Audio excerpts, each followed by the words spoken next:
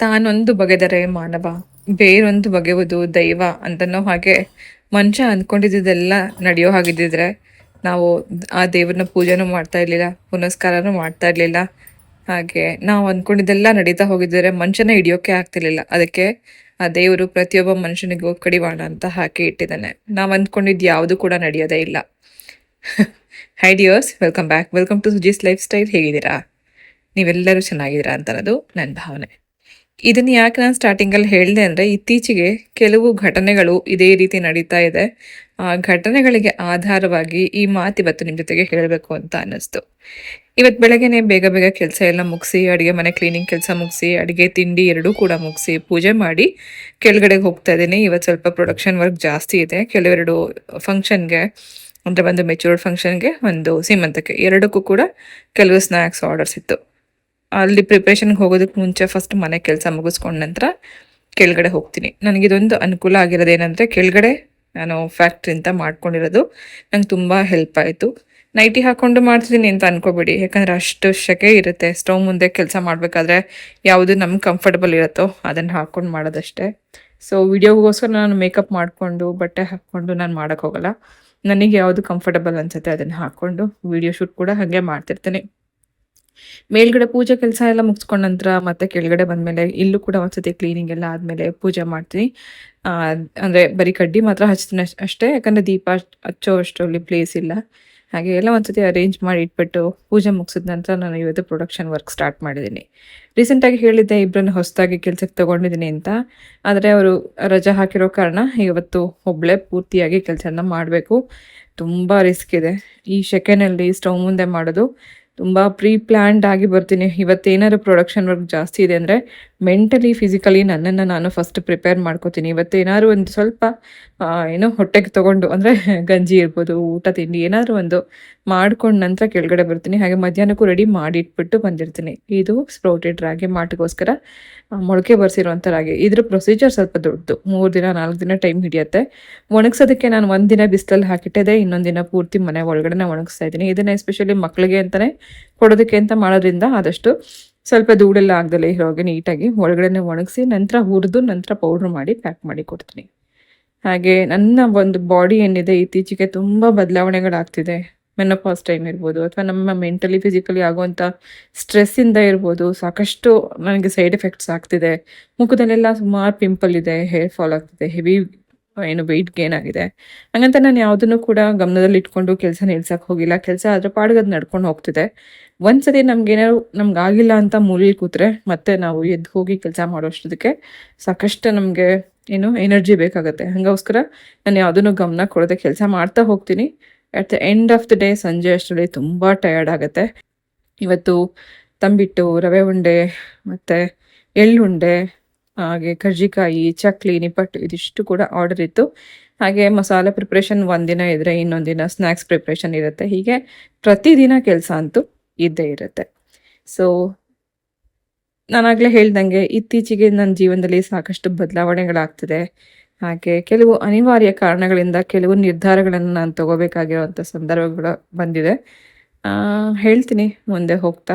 ಇದು ಎಳ್ಳುಂಡೆಗೆ, ಕಪ್ಪು ಎಳ್ಳಿನ ಉಂಡೆ ಪ್ರತಿದಿನ ತಿನ್ನೋದು ತುಂಬ ಒಳ್ಳೆಯದು, ದೇಹಕ್ಕೆ ತುಂಬ ಒಳ್ಳೆಯದು, ಅದರಲ್ಲೂ ಹೆಣ್ಮಕ್ಳಿಗೆ. ಸೊ ಇಮ್ಯುನಿಟಿ ಪವರ್ನ ಜಾಸ್ತಿ ಮಾಡುತ್ತೆ. ಎಳ್ಳು ಮತ್ತು ಬೆಲ್ಲ ಇದೆರಡೇ ಇದರಲ್ಲಿ ಇರೋದು, ಮತ್ತು ಸ್ವಲ್ಪ ಕಡಲೆ ಬೀಜ. ಇದನ್ನು ಚೆನ್ನಾಗಿ ಹುರಿದು ಪೌಡ್ರ್ ಮಾಡಿ ಬೆಲ್ಲದ ಪುಡಿ ಹಾಕಿ ಮತ್ತೆ ಮಿಕ್ಸಿ ಮಾಡಿ ಆನಂತರ ಲಡ್ಡು ಕಟ್ಬಿಟ್ಟು ಕಳಿಸ್ಕೊಡ್ತಾ ಇದ್ದೀನಿ. ಮಿಲೆಟ್ಸ್ ಲಡ್ಡು, ಹಾಗೆ ಈ ಥರದ ರವೆ ಉಂಡೆ ಮತ್ತು ತಂಬಿಟ್ಟು, ಈ ಥರದ್ದೆಲ್ಲ ಸುಮಾರು ಜನ ಈಗಾಗಲೇ ಆರ್ಡ್ರ್ ಮಾಡಿ ತರಿಸ್ಕೋತಿದ್ದಾರೆ. ಪ್ರಾಬಬ್ಲಿ ಇದೆಲ್ಲ ಬೆಂಗಳೂರು ಒಳಗಡೆ ಹೋಗುತ್ತೆ, ಯಾಕಂದರೆ ಬೆಂಗಳೂರಿಂದ ಹೊರಗಡೆ ಕಳ್ಸೋಕೆ ಹೋದರೆ 2 ದಿನ 3 ದಿನ ಟೈಮ್ ಹಿಡಿಯುತ್ತೆ ಅನ್ನೋಕ್ಕೋಸ್ಕರ ಎಲ್ಲ ಸ್ನ್ಯಾಕ್ಸ್ ಫ್ರೆಶ್ ಆಗಿ ಮಾಡಿ ಅವತ್ತಿನ ದಿನವೇ ಕಳಿಸ್ಬಿಡ್ತೀನಿ. ಹಾಗೆ ಎಣ್ಣೆ ಕೂಡ ಅವತ್ತಿಗೆ ಎಷ್ಟು ಸ್ನ್ಯಾಕ್ಸಿಗೆ ಬೇಕೋ ಅಷ್ಟು ಮಾತ್ರ ಎಣ್ಣೆ ಉಪಯೋಗಿಸ್ತೀನಿ. ಯಾವುದೂ ಎಣ್ಣೆ ರೀಯೂಸ್ ಮಾಡೋಕ್ಕೆ ಹೋಗಲ್ಲ. ಇವತ್ತು ಏನಿತ್ತು ಸ್ನ್ಯಾಕ್ಸ್ ಅಷ್ಟಕ್ಕೆ ಮಾತ್ರನೇ ನಾನಿಲ್ಲಿ ಎಣ್ಣೆ ಉಪಯೋಗಿಸ್ತಾ ಇದ್ದೀನಿ. ಕೆಲವೊಮ್ಮೆ ಕರ್ಜಿಕಾಯಿ ಮಾಡುವಂಥ ಟೈಮಲ್ಲಿ ಒಂದು ಸ್ವಲ್ಪ ಓಪನ್ ಆದರೂ ಕೂಡ ಎಣ್ಣೆ ಒಳಗಡೆ ಅದೆಲ್ಲ ಕಲೆಗಳು, ಅಂದರೆ ಸ್ವಲ್ಪ ಕೊಬ್ಬರಿ ಮತ್ತು ಸಕ್ಕರೆ ಇದೆಲ್ಲ ಓಪನ್ ಆಗಿ ಅದು ಸ್ವಲ್ಪ ಕಪ್ಪಗೆ ಆಗಕ್ಕೆ ಶುರುವಾಗುತ್ತೆ. ಈ ಎಣ್ಣೆ ಕ್ಲೀನ್ ಮಾಡುವಂಥ ಟಿಪ್ಸ್ ಕೂಡ ಇವತ್ತು ನಿಮ್ಮ ಜೊತೆಗೆ ಶೇರ್ ಮಾಡ್ತಾ ಇದ್ದೀನಿ. ಹಾಗೆ ನಿಮ್ಗೆ ಯಾರಿಗೇ ಆದರೂ ಕೂಡ ಮನೇಲಿ ಮಾಡುವಂಥ ಈ ಥರ ಸ್ನ್ಯಾಕ್ಸ್ ಬೇಕು ಅಂತ ಅಂದ್ಕೊಂಡಿದ್ರೆ ಡಿಸ್ಕ್ರಿಪ್ಷನ್ ಬಾಕ್ಸಲ್ಲಿ ವಾಟ್ಸಪ್ ನಂಬರ್ ಕೊಡ್ತೀನಿ. ವಾಟ್ಸಪ್ ನಂಬರ್ಗೆ ನೀವು ಟೆಕ್ಸ್ಟ್ ಮಾಡ್ಬೋದು. ದಯವಿಟ್ಟು ಕಾಲ್ ಮಾಡಬೇಡಿ. ಕಾಲ್ ರಿಸೀವ್ ಮಾಡೋಕ್ಕಾಗಲ್ಲ. ಟೆಕ್ಸ್ಟಲ್ಲಿ ನೀವು ನಂಗೆ ಈ ಥರ ಸ್ನ್ಯಾಕ್ಸ್ ಬೇಕು ಅಂತ ಹೇಳಿದ್ರೆ ನಾನು ಖಂಡಿತ ಅದಕ್ಕೆ ರಿಪ್ಲೈ ಮಾಡ್ತೀನಿ. ಅದು ಬೆಂಗಳೂರು ಒಳಗಡೆ ಇರೋರಿಗೆ ಮಾತ್ರ ಇದನ್ನು ನಾವು ಪೌಡರಲ್ಲಿ ಕಳಿಸ್ತಾ ಇದ್ದೀವಿ. ಸೊ ಎಣ್ಣೆನಲ್ಲಿರುವಂಥ ಕೊಳೆನ ತೆಗೆಯೋದಕ್ಕೆ ಮೊದಲನೇದಾಗಿ ಇಲ್ಲಿ ಸ್ವಲ್ಪ ಮೈದಾ ಹಿಟ್ಟು ಮತ್ತು ನೀರು ಕಲಿಸ್ಕೊಂಡು ಇಟ್ಕೊಂಡಿದ್ದೀನಿ. ಕಲಸಿರುವಂಥ ಮೈದಾ ಹಿಟ್ಟು ಮತ್ತು ನೀರನ್ನು ಬಿಸಿ ಎಣ್ಣೆಗೆ ಹಾಕಬೇಕು. ಈ ರೀತಿ ಬಿಸಿ ಎಣ್ಣೆಗೆ ಮೈದಾ ಹಿಟ್ಟಿನ ನೀರನ್ನು ಹಾಕೋದ್ರಿಂದ ಆ ಮೈದಾ ಹಿಟ್ಟು ಬೇಯ್ತಾ ಹೋದಂಗೆ ಗಟ್ಟಿಯಾಗುತ್ತೆ. ಹಾಗೆ ಆ ಕೊಳೆಯನ್ನೆಲ್ಲ ಅದು ಹಿಡಿದಿಟ್ಕೊಳ್ಳುತ್ತೆ ಆ ಮೈದಾ ಹಿಟ್ಟು ಒಳಗಡೆಗೆ. ಆನಂತರ ಒಂದು ಸ್ವಲ್ಪ ಹೊತ್ತು ಹೀಗೆ ಅಲೆನಲ್ಲಿ ತಿರುಗಿಸಿ ತೆಗೆದುಬಿಟ್ರೆ ಅದರಲ್ಲಿರೋವಂಥ ಎಷ್ಟೇ ಕೊಳೆ ಇದ್ದರೂ ಅಥವಾ ಕೆಲವೊಮ್ಮೆ ಮೈದಾ ಹಿಟ್ಟು ನಾವೇನು ಲಟ್ಸಿರ್ತೀವಿ ಅದೆಲ್ಲ ಹೋಗಿ ಕೆಳಗಡೆ ಕೂತ್ಕೊಂಡಿರುತ್ತಲ್ಲ ಅದೆಲ್ಲ ಕಂಪ್ಲೀಟಾಗಿ ಬಂದ್ಬಿಡುತ್ತೆ. ಈ ಥರ ನಾವು ಎಣ್ಣೆನ ಕ್ಲೀನ್ ಮಾಡ್ಕೋಬೋದು. ಸೊ ನೆಕ್ಸ್ಟ್ ರೆಸಿಪಿ ನಾನು ಕಜ್ಜಾಯ ಮಾಡ್ತಿರೋದ್ರಿಂದ ಕಜ್ಜಾಯದ ಮೇಲ್ಗಡೆ ಇದೆಲ್ಲ ಕಪ್ಪು ಕಾಣಿಸ್ಬಿಡುತ್ತೆ ಅಂತನಕ್ಕೋಸ್ಕರ ಇದನ್ನ ಕ್ಲೀನ್ ಮಾಡ್ಕೋತಾ ಇದ್ದೀನಿ. ಇವಾಗ ತುಂಬ ನೀಟಾಗಿರುವಂಥ ಎಣ್ಣೆ ಇಲ್ಲಿ ರೆಡಿ ಇದೆ. ಕರ್ಜಿಕಾಯಿ ಮಾಡಿದ ನಂತರ ನಾನಿಲ್ಲಿ ಕಜ್ಜಾಯನು ಇದೇ ಎಣ್ಣೆನಲ್ಲೇ ಕರಿತಾ ಇದ್ದೀನಿ. ನಿಮಗೆ ನೋಡೋಕ್ಕೆ ಎಲ್ಲನೂ ಕ್ವಿಕ್ಕಾಗಿ ಕಾಣಿಸ್ತು, ಆದರೆ ಒಂದೊಂದು ರೆಸಿಪಿ ಮಾಡೋಕ್ಕೂ ಸುಮಾರು ಟೈಮ್ ಹಿಡಿಯುತ್ತೆ. ಯಾಕಂದರೆ ಪ್ರತಿಯೊಂದನ್ನು ಅವಾಗಷ್ಟೇ ಪ್ರಿಪೇರ್ ಮಾಡ್ಕೋಬೇಕು. ಅಂದರೆ ಚಕ್ಲಿ ಹಿಟ್ಟಿರ್ಬೋದು, ನಿಪ್ಪಟ್ಟು ಹಿಟ್ಟಿರ್ಬೋದು, ಸಪ್ರೇಟಾಗಿ ಕಲಿಸ್ಕೋಬೇಕು. ಆಮೇಲೆ ಕಜ್ಜಾಯದ ಪಾಕ ರೆಡಿ ಮಾಡಿ ಇಟ್ಕೊಂಡಿರಬೇಕು. ಕರ್ಜಿಕಾಯಿಗೆ ಫಸ್ಟೇ ಎಲ್ಲ ಫಿಲ್ಲಿಂಗ್ ಮಾಡಿ ಇಟ್ಕೊಂಡಿರಬೇಕು. ಆನಂತರ ಎಣ್ಣೆಯಲ್ಲಿ ಕರಿಬೇಕು. ಈ ಥರದ್ದೆಲ್ಲ ಒಬ್ಬರೇ ಮಾಡುವಾಗ ಹೋಲ್ ಡೇ ನನಗೆ ಟೈಮ್ ತೊಗೊಂಡಿದ್ದೆ. ನಾನು ಅದಕ್ಕೆ ಬೆಳಗ್ಗೆನೇ ಅಡುಗೆ ಮನೆ ಕೆಲಸ ಮುಗಿಸಿ ನಂತರ ಕೆಳಗಡೆ ಬಂದೆ. ಪೌಡರ್ ಕಳಿಸೋ ಅಷ್ಟೊತ್ತಿಗೆ ರಾತ್ರಿ 8 ಗಂಟೆ ಆಗಿದೆ.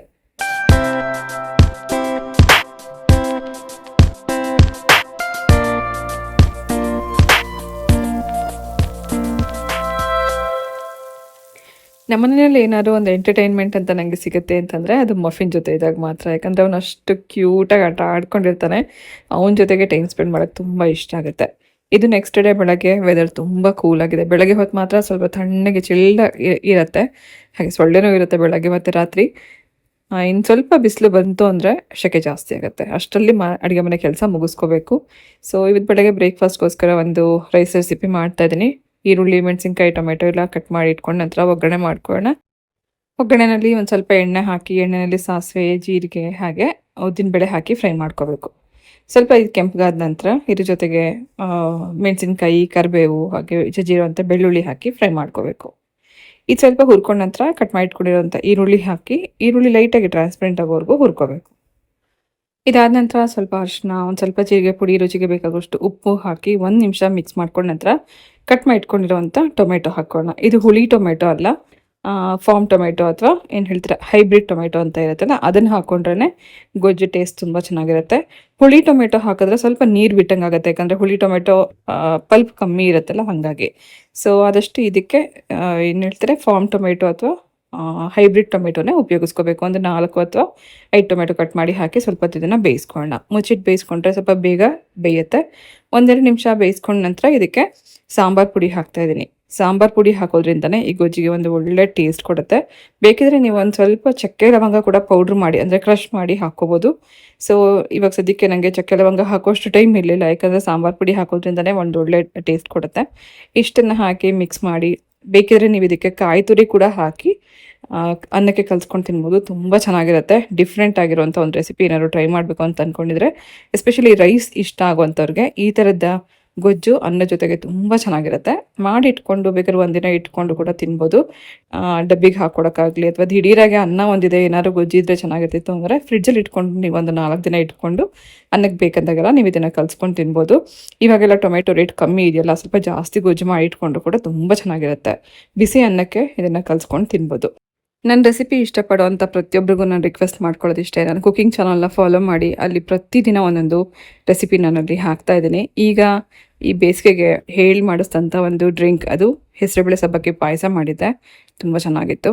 ಸೊ ಒಂದಿನಕ್ಕೆ 2-3 ಗ್ಲಾಸ್ ಕುಡಿಬೋದು. ದೇಹ ತಂಪು ಕೊಡುತ್ತೆ. ನನಗೆ ಇತ್ತೀಚೆಗೆ ಸೆಕೆ ಅಥವಾ ಏನು ಹೇಳ್ತಾರೆ ಹೀಟ್ ಜಾಸ್ತಿಯಾಗಿ ಪಿಂಪಲ್ ಜಾಸ್ತಿ ಆಗ್ತಿತ್ತು. ಹಾಗಾಗಿ ಇವತ್ತು ಹೆಸರುಬೇಳೆ ಸಬ್ಬಕ್ಕಿ ಪಾಯಸ ಮಾಡಿದ್ದೆ. ಈಸಿಯಾಗಿ ಮಾಡ್ಕೋಬೋದು, ಬಟ್ ಟೇಸ್ಟ್ ತುಂಬ ಚೆನ್ನಾಗಿರುತ್ತೆ. ಕುಕಿಂಗ್ ಚಾನಲಲ್ಲಿ ರೆಸಿಪಿ ಇದೆ, ಪ್ಲೀಸ್ ಟ್ರೈ ಮಾಡಿ. ರೆಸಿಪಿ ಚಾನಲ್ನ ಕೂಡ ಫಾಲೋ ಮಾಡಿ. ನಿನ್ನೆ ತಮ್ಮನ ಮನೆಗೆ ಹೋಗಬೇಕಾಗಿತ್ತು, ಪಾಪದ ಬರ್ಡೇ ಇತ್ತು, ಹೋಗೋಣ ಅಂತ ಅಂದ್ಕೊಂಡೆ. ನಿಮಗೆ ಗೊತ್ತಿರೋ ಹಾಗೆ ಸಂಜೆ ಕೆಲಸ ಮುಗಿ ತುಂಬ ಲೇಟ್ ಆಯಿತು, 7 ಗಂಟೆ ಆಯಿತು. ತುಂಬ ಟಯರ್ಡ್ ಆಗೋಯಿತು. ಬೆಳಗ್ಗೆಯಿಂದ ಕಂಟಿನ್ಯೂಸ್ ಕೆಲಸ ಮಾಡಿದ್ದು. ಅದಾದಮೇಲಕ್ಕೆ ಸಂಜೆ ಮೇಲೆ ಹೋಗೋಕ್ಕೆ ಶಕ್ತಿನೇ ಇರಲಿಲ್ಲ. ಹೋದ್ರೂ ನನಗೆ ಅಷ್ಟು ಟೈಮ್ ಇರೋಕ್ಕೂ ಆಗ್ತಿರ್ಲಿಲ್ಲ, ಮತ್ತು 10 ನಿಮಿಷಕ್ಕೆ ವಾಪಸ್ ಬರಬೇಕಾಗಿತ್ತು ಹರ್ಷಿತದ್ದು ಜಿಮ್ ಇದ್ದಿದ್ದರಿಂದ. ಸೊ ಹಾಗಾಗಿ ಇವಾಗ ಹೊರಡ್ತಾ ಇದ್ದೀವಿ. ಹೀಗೆ ಯಾವತ್ತಿನ ದಿನ ಏನು ಪ್ಲ್ಯಾನ್ ಮಾಡ್ತೀವಿ ಅದಾಗೋದೇ ಇಲ್ಲ. ನೆಕ್ಸ್ಟ್ ಡೇ ಇವತ್ತು ಪಾಪದು ಬರ್ಡೇ, ನೆಕ್ಸ್ಟ್ ಡೇ ನೆನೆ ಪ್ರಿಯಂದು ಬರ್ಡೇ ಇತ್ತು, ಪಾಪದು ಬರ್ಡೇ ಇತ್ತು. ಪ್ರಿಯ ಅವ್ರ ಫ್ರೆಂಡ್ಸ್ ಜೊತೆ ಅಲ್ಲೇ ಸೆಲೆಬ್ರೇಟ್ ಮಾಡಿದ್ದಾಳೆ. ಇದು 2ನೇ ವರ್ಷ ಪ್ರಿಯ ನಾವಿಲ್ಲದೆ ಬರ್ಡೇ ಸೆಲೆಬ್ರೇಟ್ ಮಾಡ್ಕೊಂಡಿರೋದು. ಇವತ್ತು ರಜಾ ಇದೆ, ಇವತ್ತು ಹೊರಗಡೆ ಹೋಗ್ತಿದ್ದಾಳೆ. ಹೀಗೆ ಹೊರಗಡೆ ಹೋಗಿ ಕೆಫೆಲ್ನಲ್ಲಿ ಏನಾದರೂ ತಿನ್ಕೊಂಬರ್ತೀನಿ ಅಂತ ಹೇಳ್ತಾ ಇದ್ದು. ಹಾಗೆ ಪಾಪದು ಬರ್ಡೇ ಸೆಲೆಬ್ರೇಟ್ ಮಾಡಲಿಕ್ಕೆ ನಾವು ಇವತ್ತು ಹೋಗ್ತಾ ಇದ್ದೀವಿ. ನೆನ್ನೆ ಹೋಗೋಕ್ಕಾಗಿರಲಿಲ್ಲ, ಪಾಪ ವೆಯ್ಟ್ ಮಾಡ್ತಿದ್ಲಂತೆ ನಾವು ಬರ್ತೀವಿ ಅಂತ. ಹಾಗಾಗಿ ಹೊರಡ್ತಾ ಇದ್ದೀನಿ. ಈ ಸರ್ತಿ ಯುಗಾದಿ ಹಬ್ಬ ಕೂಡ ನಮ್ದೊಂಥರ ಇನ್ಕಂಪ್ಲೀಟ್. ಏನೋ ಒಂಥರ ಮನಸ್ಸಿಗೆ ಸಮಾಧಾನನೇ ಇರಲಿಲ್ಲ, ಯಾಕೆ ಅಂತ ಗೊತ್ತಿಲ್ಲ. ಏನೋ ಒಂದು ಮನಸ್ಸಲ್ಲಿ ಏನೋ ಒಂಥರ ಬೇಜಾರಾಗ್ತಿತ್ತು. ಸ್ಯಾರಿ ಎಲ್ಲ ತೆಗೆದಿಟ್ಟೆ ಹಾಕ್ಕೋಬೇಕು ಅಂತ ಅಂದ್ಕೊಂಡು ಸ್ಯಾರಿ ಕೂಡ ಹಾಕ್ಕೊಳಕ್ಕೆ ನಂಗೆ ಮನಸ್ಸಿರಲಿಲ್ಲ. ನೆಕ್ಸ್ಟ್ ಡೇ ಬೆಳಗ್ಗೆನೇ ನನ್ನ ತಮ್ಮನ ಫೋನ್ ಬಂತು, ನಮ್ಮ ತಂದೆನೇ ಅಡ್ಮಿಟ್ ಮಾಡಿದ್ದೀವಿ ಅಂತ ಹೇಳಿ. ಅದು ಐ ಆಪ್ರೇಷನ್ ಇದೆ ಅಂತ. ಸೊ ಕಣ್ಣಿಂದೊಂದು ಅವ್ರದ್ದು ಆಪ್ರೇಷನ್ ಇತ್ತು, ಸ್ವಲ್ಪ ಅವ್ರಿಗೆ ಬ್ಲೈಂಡ್ನೆಸ್ ಇದೆ ಅಂತ ಹೇಳಿ ಅಡ್ಮಿಟ್ ಮಾಡಿರೋದು. ನೆಕ್ಸ್ಟ್ ಡೇ ಬೆಳಗ್ಗೆ ನಂಗೆ ಗೊತ್ತಾಯಿತು. ಲೈಫ್ ಅಂದಮೇಲೆ ಸುಮಾರು ಅಪ್ಸ್ ಆ್ಯಂಡ್ ಡೌನ್ಸ್ ಇದ್ದೇ ಇರುತ್ತೆ. ವಿಡಿಯೋ ಕೂಡ ಎಡಿಟ್ ಮಾಡೋಕ್ಕೂ ಟೈಮ್ ಸಿಗ್ತಾ ಇರಲಿಲ್ಲ. ಕೆಲವೊಂದಷ್ಟು ಆರ್ಡರ್ಸ್ ಕೂಡ ಇತ್ತು, ಸೀಮಂತ ಫಂಕ್ಷನ್ ಆರ್ಡರ್ ಎಲ್ಲ ಇತ್ತು. ಸೊ ಈ ಕಾರಣದಿಂದಾಗಿ ನನಗೆ ವ್ಲಾಗ್ ಸುಮಾರು ಜನ ವೆಯ್ಟ್ ಮಾಡ್ತಿದ್ದೀವಿ ಹಾಕಿ ಅಂತೆಲ್ಲ ಕೇಳ್ತಾಯಿದ್ರು. ಸುಮಾರು ಜನ ಫೋನ್ ಮಾಡಿ ಕೂಡ ಕೇಳಿದ್ರು. ಸೊ ಈ ಕಾರಣದಿಂದಾಗಿ ಕೆಲವೊಮ್ಮೆ ಹೀಗೆ ಮುಂದೆ ಹೋಗ್ತಾನೆ ಇತ್ತು. ಇವತ್ತು ಹೊರಟಿದ್ದೀವಿ, ಸಾಯಂಕಾಲ ಆಗೋಯಿತು. ಬೆಳಗ್ಗೆಯಿಂದ ಎಷ್ಟು ಕೆಲಸ ಮುಗಿಸಿ ಕುಕಿಂಗ್ ಚಾನಲ್ಗೂ ಕೂಡ ಇವತ್ತೊಂದು ವೀಡಿಯೋ ಹಾಕಬೇಕಾಗಿತ್ತು. ಅದನ್ನು ಎಡಿಟ್ ಮಾಡಿ ಪೋಸ್ಟ್ ಮಾಡಿ ಈಗ ಮನೆ ಕೆಲಸ ಎಲ್ಲ ಮುಗಿಸ್ಕೊಂಡು ಹೊರಡ್ತಾ ಇದ್ದೀನಿ. ಪಾಪ ವೆಯ್ಟ್ ಮಾಡ್ತಾಳಂತೆ, ಬನ್ನಿ ಹೋಗ್ಬೋಣ. ಅನ್ಕೊಂಡೇ ಇರಲಿಲ್ಲ ಈ ಥರ ಆಗುತ್ತೆ ಅಂತ. ತುಂಬ ಆಸೆ ಇಟ್ಕೊಂಡು ಮನೆಯಿಂದ ಹೊರಟಿದ್ದು, ಹೊರಗಡೆ ಬರೋದೇ ತುಂಬ ಕಮ್ಮಿ ಆಗಿತ್ತು. ನೋಡಿದ್ರೆ ಕಾರ್ ಕೆಟ್ಟೋಯ್ತು. ವಾಪಸ್ ಹೋಗಕ್ಕೂ ಆಗಲ್ವಾ?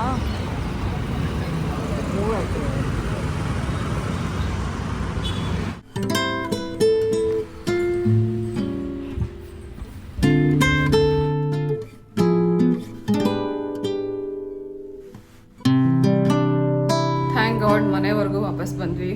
ದಾರಿಲಿ ಅರ್ಧದಲ್ಲೇ ನಿಂತೋಯ್ತು ಗಾಡಿ. ಇಲ್ಲೋ ವೈರ್ ಕಚ್ಬಿಟ್ಟಿದೆ ಇಲ್ಲಿ ಅಂತ ಹೇಳ್ತಾ ಇದ್ದ ಹರ್ಷಿತ್. ಹಿಂಗೆ ಏನಾದರೂ ಅಂತ ನಡೀತಾನೆ ಇದೆ. ನಾವೇನೋ ಅನ್ಕೋತೀವಿ ಮತ್ತೇನೋ ಆಗುತ್ತೆ. ಇವತ್ತು ನೋಡ್ಕೊಂಡು ಬರೋಣ ನಮ್ಮ ತಂದೆನ, ಹಾಗೆ ಪಾಪಗೆ ಕೇಕ್ ಕಟ್ ಮಾಡಿಸ್ಬಿಟ್ಟು ಬರೋಣ ಅಂತ ಕೇಕ್ ತೊಗೊಂಡೆ. ಅವಳಿಗೂ ಹುಷಾರಿರಲಿಲ್ಲ, ಅದಕ್ಕೆ ಕ್ರೀಮ್ ಕೇಕ್ ಬೇಡ ಅಂತ ಬ್ರಿಟಾನಿಯಾ ಕೇಕು ಮತ್ತು ಅವಳಿಗೆ ಇಷ್ಟ ಆಗಿರೋ ಬಿಸ್ಕೆಟ್ಸ್ ಎಲ್ಲ ತೊಗೊಂಡು ಹೊರಟ್ವಿ. ಅರ್ಧದಲ್ಲಿ ಕಾರ್ ನಿಂತೋಯ್ತು. ಹೀಗೆ ಆಯಿತು.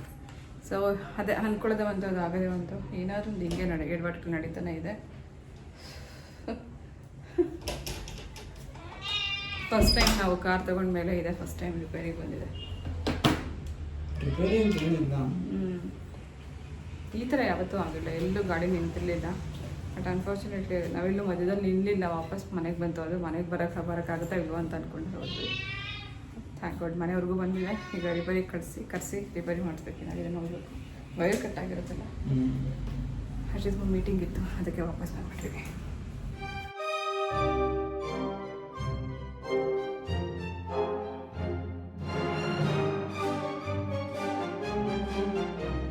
ಇದೇ ಫಸ್ಟ್ ಟೈಮ್ ಕಾರ್ದೊಂದು ಪ್ರಾಬ್ಲಮ್ ಅಂತ ಆಗಿರೋದು. ಯಾಕೆ ಈ ಥರ ಆಯಿತು ಅಂತಂದರೆ ತಪ್ಪು ನಮ್ಮದೇ. ಮುಂಚೆ ಎಲ್ಲ ಅಟ್ಲೀಸ್ಟ್ 2 ದಿನಕ್ಕೆ 3 ದಿನಕ್ಕೆ ಒಂದು ಸತಿ ಹೊರಗಡೆ ಹೋಗ್ತಾ ಇದ್ವಿ. ಏನಕ್ಕಾದ್ರೆ ಒಂದು ರೀಸನಿಂದ ಕಾರ್ ಹೊರಗಡೆ ತೆಗಿತಾ ಇದ್ವಿ. ಇತ್ತೀಚೆಗೆ ಎಲ್ಲೂ ಹೋಗೋಕ್ಕೆ ಟೈಮ್ ಸಿಗ್ತಾ ಇಲ್ಲ. ಹರ್ಷಿತ್ ಬ್ಯುಸಿ ಇರ್ತಾನೆ, ನಾನು ಬ್ಯುಸಿ ಇರ್ತೀನಿ, ಕಾರೇ ತೆಗಿತಾ ಇರಲಿಲ್ಲ. ಸೊ ಹಾಗಾಗಿ ಸುಮಾರು ದಿನದಿಂದ ಹಾಗೆ ನಿಲ್ಸಿದ್ದರಿಂದ ಒಳಗಡೆ ಇಲ್ಲಿ ಸೇರ್ಕೊಂಡ್ಬಿಟ್ಟು ವೈರನ್ನ ಕಚ್ಚಾಕಿದೆ. ಹರ್ಷಿತ್ ಅಲ್ಲಿ ನಿಂತ್ಕೊಂಡು ಅರ್ಧ ದಾರಿಯಲ್ಲಿ ಎಲ್ಲಿ ಕಾರ್ ನಿಂತೋಗಿತ್ತು ಅಲ್ಲಿಂದನೇ ಒಂದಷ್ಟು ಜನಕ್ಕೆ ಕಾಂಟ್ಯಾಕ್ಟ್ ಮಾಡೋಕ್ಕೆ ಟ್ರೈ ಮಾಡ್ದೆ. ಆನ್ಲೈನಲ್ಲೇ ಮೆಕ್ಯಾನಿಕ್ನ ಕರ್ಸೋಕ್ಕೆ ಸುಮಾರು ದುಡ್ಡು ಹೇಳ್ತಾರೆ. ಬರೋಕ್ಕೆ ಮುಂಚೆನೇ ಜೊತೆಲೊಬ್ಬರನ್ನ ಕರ್ಕೊಂಬರ್ತೀವಿ, ಪೆಟ್ರೋಲ್ ಖರ್ಚು ಬೇಕು, ಮತ್ತು ಅಸಿಸ್ಟೆಂಟಿಗೆ ಅಸಿಸ್ಟೆಂಟ್ ಎಕ್ಸ್ಟ್ರಾ ಫೀಸು 1400 ರೂಪಾಯಿ ಆಗುತ್ತೆ. ನೋಡೇ ಇಲ್ಲ ಗಾಡಿ ಹೇಗಿದೆ ಅಂತ, ಸುಮ್ಮನೆ ಇಷ್ಟಾಗುತ್ತೆ ಅಷ್ಟಾಗುತ್ತೆ ಅಂತೆಲ್ಲ ಹೇಳ್ತಾ ಇದ್ರಂತೆ. ಸೊ ಫೈನಲಿ ಬಂದಿದ್ದಾರೆ, ರಿಪೇರಿ ಮಾಡ್ತಿದ್ದಾರೆ. ಈ ದಿನ ಕೂಡ ಮುಗ್ದೋಯ್ತು. ಇದು ನೆಕ್ಸ್ಟ್ ಡೇ. ಇವತ್ತು ಒಂದು ಸಾಂಬಾರ್ ರೆಸಿಪಿ ನಿಮಗೆ ತೋರಿಸ್ತಾ ಇದ್ದೀನಿ. ಇದು ಕೂಡ ನನ್ನ ಫೇವ್ರೆಟ್. ಯಾಕೆ ಯಾವಾಗಲೂ ಮನೆಯವ್ರಿಗೆ ಇಷ್ಟ ಆಗೋದು ರೀತಿನೇ ಮಾಡಬೇಕು. ನಮ್ಮ ಇಷ್ಟದ ಪ್ರಕಾರನೂ ಕೆಲವು ಅಡುಗೆಗಳನ್ನ ಮಾಡ್ಕೋಬೋದಲ್ವಾ. ಹಾಗೆಯೇ ಇದು ಸೊಪ್ಪು ಉಪಯೋಗಿಸಿ ಮಾಡುವಂಥ ಒಂದು ಸಾಂಬಾರ್ ರೆಸಿಪಿ. ಅದು ದಂಟಿನ ಸೊಪ್ಪು ಹಾಕಿ ಮಾಡ್ತಾ ಇದ್ದೀನಿ. ಸಾಂಬಾರ್ಗೆ ಫಸ್ಟ್ ಒಗ್ಗರಣೆ ಮಾಡ್ಕೊಂಡಿದ್ದೀನಿ. ಸಾಸಿವೆ, ಜೀರಿಗೆ, ಈರುಳ್ಳಿ, ಟೊಮೆಟೊ ಹಾಕಿ ಫ್ರೈ ಮಾಡ್ಕೋಬೇಕು. ನನಗೆ ಪ್ರತಿ ಅಡುಗೆಗೂ ಮಸ್ಟ್ ಆ್ಯಂಡ್ ಶುಡ್ ಇರಲೇಬೇಕಾಗಿರೋಂಥ 2 ತರಕಾರಿ ಅಂದರೆ ಅದು ಈರುಳ್ಳಿ ಟೊಮೆಟೊ. ಇದಿಲ್ಲ ಅಂದರೆ ಯಾವ ಅಡುಗೆನೂ ಮಾಡೋಕ್ಕೆ ನಂಗೆ ಐಡಿಯಾನೇ ಬರೋಲ್ಲ. ಸೊ ಫಸ್ಟ್ ಒಂದು ಸ್ವಲ್ಪ ಈರುಳ್ಳಿ, ಸ್ವಲ್ಪ ಟೊಮೆಟೊ ಫ್ರೈ ಮಾಡ್ಕೊಂಡ ನಂತರ ದಂಟಿನ ಸೊಪ್ಪನ್ನು ಚೆನ್ನಾಗಿ ತೊಳೆದು ಕಟ್ ಮಾಡಿ ಹಾಕಿದ್ದೀನಿ. ಅದ್ರ ಜೊತೆಗೆ ಸ್ವಲ್ಪ ಅರಿಶಿನ, ಉಪ್ಪು, 2 ಸ್ಪೂನಷ್ಟು ಸಾಂಬಾರ್ ಪೌಡ್ರ್ ಹಾಕಿದ್ದೀನಿ. ಇದೆಲ್ಲ ಹಾಕಿ ಒಗ್ಗರಣೆನಲ್ಲಿ ಸೊಪ್ಪು ಜೊತೆಗೆ ಒಂದು ಸ್ವಲ್ಪ ಹುರ್ಕೊಂಡ ನಂತರ ಒಂದು ಸ್ವಲ್ಪ ನೀರು ಹಾಕಿ ಇದನ್ನು ಬೇಯಿಸ್ಕೋಬೇಕು. ಇದನ್ನೇ ನೀವು ಡೈರೆಕ್ಟಾಗಿ ಕುಕ್ಕರಲ್ಲಿ ಕೂಡ ಮಾಡ್ಕೋಬೋದು. ಸ್ವಲ್ಪ ಬೇಳೆ ಫಸ್ಟ್ ನೆನೆಸಿ ಇಟ್ಕೊಂಡಿದ್ರೆ ಬೇಳೆ, ಸೊಪ್ಪು ಮತ್ತು ಈರುಳ್ಳಿ, ಟೊಮೆಟೊ ಎಲ್ಲ ಹುರ್ಕೊಂಡು ಇದಕ್ಕೆ ಸಾಂಬಾರು ಪುಡಿ, ನೀರು ಮತ್ತು ಹುಣಸೆ ರಸ ಎಲ್ಲ ಹಾಕಿ ಅಡ್ಜಸ್ಟ್ ಮಾಡಿ 2 ವಿಸಿಲ್ ಕೂಗಿಸ್ಕೊಂಡ್ರೆ ದಿಢೀರಾಗಿ ನಿಮಗೆ ಸಾಂಬಾರು ರೆಡಿ ಆಗುತ್ತೆ. 1 ಪಾಟ್ ಸಾಂಬಾರು ಥರ ನೀವು ಮಾಡ್ಕೋಬೋದು. ನಾನು ಫಸ್ಟೇ ಬೇಳೆ ಬೇಯಿಸಿಟ್ಕೊಂಡಿದ್ದೆ, ಹಾಗಾಗಿ ಈ ಥರ ಓಪನ್ ಪ್ಯಾನಲ್ಲೇ ಸಾಂಬಾರು ಮಾಡ್ತಾಯಿದ್ದೀನಿ. ಸೊಪ್ಪು ಸ್ವಲ್ಪ ನೀರೆಲ್ಲ ಹಾಕಿ ಬೇಯಿಸ್ಕೊಳ್ಳೋ ಅಷ್ಟರಲ್ಲಿ ನಾನು ಇಲ್ಲಿ ಹುಣಸೆ ರಸ ರೆಡಿ ಮಾಡಿ ಇಟ್ಕೊಂಡಿದ್ದೀನಿ. ಹಾಗೆ ಸ್ವಲ್ಪ ಒಂದು ಕುದಿ ಬಂದಿದೆ, ಸೊಪ್ಪು ಇನ್ನೇನು ಬೆಂದಿದೆ ಅಂತ ಗೊತ್ತಾದ ನಂತರ ನಾವು ಇದಕ್ಕೆ ಬೇಯಿಸಿಟ್ಕೊಂಡಿರೋಂಥ ತೊಗರಿಬೇಳೆ ಹಾಕ್ಕೊಳ್ಳೋಣ. ಸ್ವಲ್ಪ ಫಸ್ಟ್ ಮ್ಯಾಶ್ ಮಾಡಿ ಇಟ್ಕೊಂಡಿದ್ರೆ ಚೆನ್ನಾಗಿರುತ್ತೆ. ಬೇಳೆ ಅಲ್ಲಲ್ಲಿ ಇದ್ದರೆ ಚೆನ್ನಾಗಿರಲ್ಲ. ಸೊ ಫಸ್ಟ್ ಇದನ್ನು ಮ್ಯಾಶ್ ಮಾಡ್ಕೋಬೇಕು. ಅಥವಾ ನಿಮ್ಗೆ ಇನ್ನೂ ಇಲ್ಲಿ ಬೇಳೆ ಕಾಣಿಸ್ತಿದೆ ಅನ್ಸಿದ್ರು ಕೂಡ ಸೊಪ್ಪಿನ ಜೊತೆಗೆ ಹಾಕಿ ಕೂಡ ಚೆನ್ನಾಗಿ ಸೌಟಲ್ಲಿ ತಿರುಗಿಸ್ಕೊಂಡ್ರೆ ನುಣ್ಣಗಾಗುತ್ತೆ. ಆನಂತರ ಹುಣಸೆ ರಸ ಹಾಕಿ ನೀರಿಗೆ ನಮ್ಗೆ ಎಷ್ಟು ಬೇಕು ಅಂತ ಅಡ್ಜಸ್ಟ್ ಮಾಡಿ ಒಂದು ಸ್ವಲ್ಪ ಕುದಿಸ್ಕೊಂಡ್ರೆ ಸಾಂಬಾರು ರೆಡಿ ಆಯಿತು. ತುಂಬ ಚೆನ್ನಾಗಿರುತ್ತೆ ದಂಟಿನ ಸೊಪ್ಪಿನ ಹುಳಿ. ನೀವು ಇದಕ್ಕೆ ಬೇಕಾದ್ರೆ ಆಲೂಗಡ್ಡೆ, ಬದನೆಕಾಯಿ ಕೂಡ ಹಾಕಿ ಮಾಡ್ಕೋಬೋದು. ನನ್ನ ಫೇವ್ರೆಟ್ ರೆಸಿಪಿ ಇದು. ಸಾಂಬಾರಿದು ಸೊಪ್ಪು ಬೇಳೆ ಹುಳಿ. ಸೊ ರುಚಿಯಾಗಿರೋಂಥ ಸಾಂಬಾರು ರೆಡಿಯಾಗಿದೆ. ಬಿಸಿ ಬಿಸಿ ಅನ್ನಕ್ಕೆ ತುಪ್ಪ ಹಾಕ್ಕೊಂಡು ತಿನ್ನೋಕ್ಕಂತೂ ಇನ್ನೂ ಚೆನ್ನಾಗಿರುತ್ತೆ.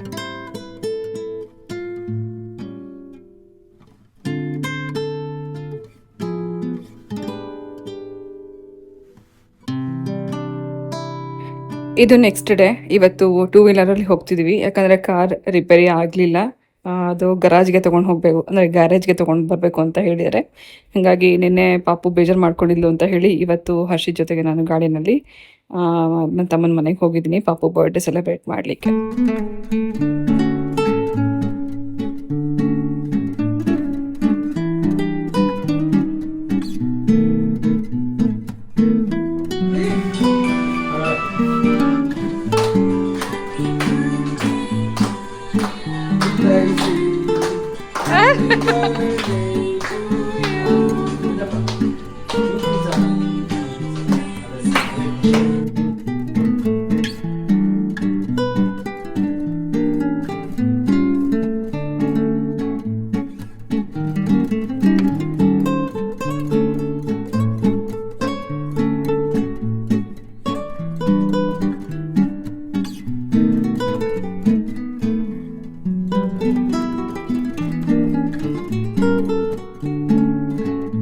ಇದು ಹರ್ಷಿತ್ ಪಾಪುಗೆ ಕೊಟ್ಟಿರೋಂಥ ಗಿಫ್ಟ್. ಅವಳು ಡಾಕ್ಟರ್ ಕಿಟ್ ಬೇಕು ಅಂತ ಕೇಳ್ತಿದ್ಲು. ಅದನ್ನು ಇವಾಗಷ್ಟೇ ಆನ್ಲೈನಲ್ಲಿ ತರಿಸಿ ಗಿಫ್ಟ್ ಕೊಟ್ಬಿಟ್ಟು ಸ್ವಲ್ಪ ಹೊತ್ತು ಮಕ್ಕಳ ಜೊತೆಗೆ ಟೈಮ್ ಸ್ಪೆಂಡ್ ಮಾಡಿ ನಾವಿಲ್ಲಿಂದ ಹೊರಡ್ತಾ ಇದ್ದೀವಿ. ಸೊ ಡಿಯರ್ಸ್, ಇದು ಇವತ್ತಿನ ವ್ಲಾಗ್ ಆಗಿತ್ತು. ಮೇ ಬಿ ಇವತ್ತಿನ ವ್ಲಾಗ್ ನಿಮ್ಮೆಲ್ಲರಿಗೂ ಇಷ್ಟ ಆಗಿದೆ ಅಂತ ಭಾವಿಸ್ತೀನಿ. ವಿಡಿಯೋ ಇಷ್ಟ ಆಗಿದ್ರೆ ಪ್ಲೀಸ್ ಲೈಕ್ ಮಾಡಿ, ನನ್ನ ಚಾನಲ್ನ ಸಬ್ಸ್ಕ್ರೈಬ್ ಮಾಡ್ಕೊಂಡು ನೋಡಿ. ಹಾಗೆ ಕುಕಿಂಗ್ ಚಾನಲ್ನ ಕೂಡ ಪ್ಲೀಸ್ ಫಾಲೋ ಮಾಡಿ ಅಂತ ಹೇಳ್ತಾ ಇವತ್ತಿನ ಈ ವ್ಲಾಗ್ ಜೊತೆಗೆ ನಾನು ಹೊರಡ್ತಾ ಇದ್ದೀನಿ. ಮತ್ತೆ ಸಿಗ್ತೀನಿ ನಾಳೆ ಇನ್ನೊಂದು ಇಂಟ್ರೆಸ್ಟಿಂಗ್ ಆಗಿರೋಂಥ ವ್ಲಾಗ್ ಜೊತೆಗೆ. ಹೋಗ್ಬರ್ಲಾ?